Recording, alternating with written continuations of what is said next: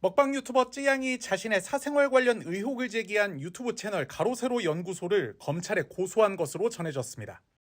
쯔양 측 법률 대리인은 어제 가세현 채널 대표를 협박 강요와 정보통신망법 위반 등의 혐의로 수원지방검찰청에 고소했습니다. 앞서 가세현은 지난 29일 쯔양이 전 남자친구의 강요에 의해 술집에서 일하게 됐다고 해명한 것은 거짓말이라는 취지로 라이브 방송을 진행했습니다. 대학생 시절 전 남자친구를 만났고 그의 강요로 유흥업소에서 일하게 됐다는 쯔양 측 해명이 거짓이라는 겁니다.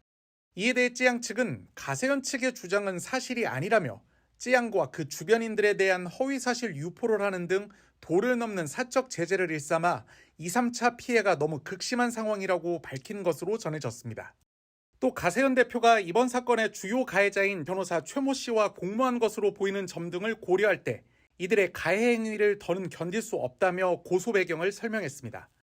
최 씨는 쯔양 전 남자친구의 변호사로 쯔양을 협박해 2천만 원 상당의 돈을 갈취한 혐의로 검찰에 의해 사전 구속영장이 청구된 상태입니다.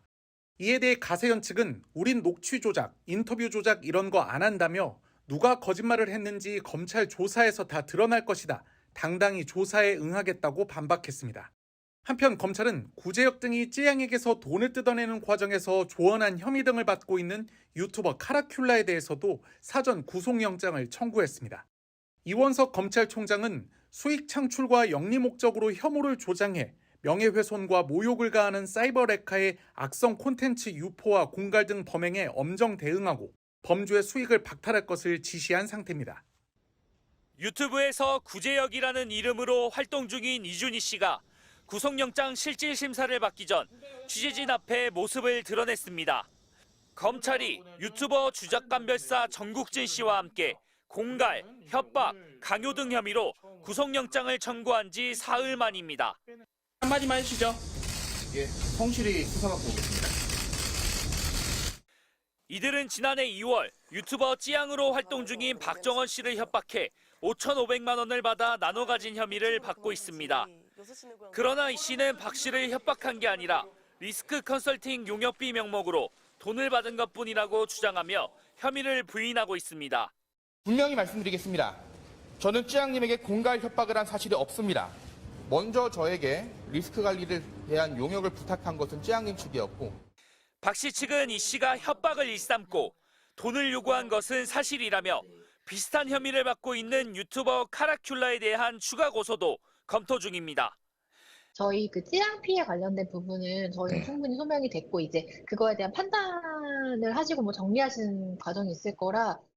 법원은 오늘 이들에 대해 혐의 사실이 중대하고 피해자에 대한 2차 가해 우려가 있다며 구속영장을 발부했습니다.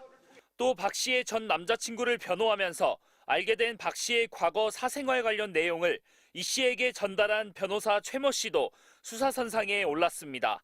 박 씨 측은 최 씨를 업무상 비밀 누설, 공갈 등의 혐의로 수원지검에 고소했습니다.